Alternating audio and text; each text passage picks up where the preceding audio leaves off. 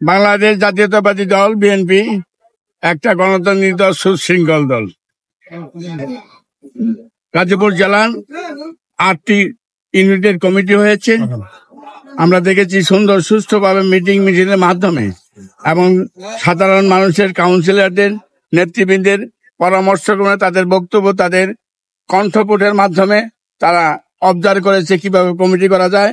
তাই সেই মোতাবেক কেন্দ্রীয় কমিটি আমাদেরকে গাজীপুর জেলা 8টি ইউনিটের কমিটি দিয়েছে।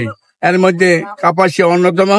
আপনারা জানেন ব্রিগেডিয়ার আসম হান্নান স্যার জন্ম এই কাপাসিয়ার মাটিতে। উনি অত্যন্ত পরিকল্পিতভাবে সুশৃঙ্খল ভাবে রাজনীতি করতেন। তিনি আমাদেরকে শিখিয়ে দিয়েছেন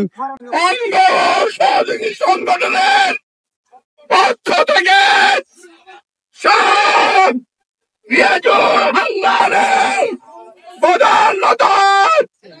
আজকে কমিটি প্রদানের পর এই শুভেচ্ছা স্বাগতম জানানোর জন্য উপস্থিত বিএনপি ছাত্র দল, যুব দল, ছাত্র দল, কৃষক দল, মহিলা দল এবং সামরিক জনতা, এদেশের সাধারণ মানুষ, ব্রিগেডিয়ার আসম হান্নান স্যার, সূর্য সঠিক ভক্তবৃন্দ, আসসালামু আলাইকুম ওয়া রাহমাতুল্লাহি ওয়া বারাকাতুহু। আপনাদের এই কষ্ট প্রথম রুদ্ধে পিছে দূর দূরান্ত থেকে আপনারা এসেছেন।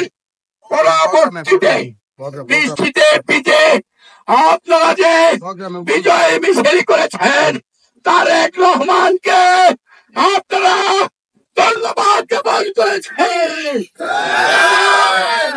দেশনেত্রী বেগম খালেদা জিয়াকে ধন্যবাদ জ্ঞাপন করেছেন এবং গাজীপুর জেলা বিএনপি আহ্বায়ক কমিটির সভাপতি যুগ্ম আহ্বায়ক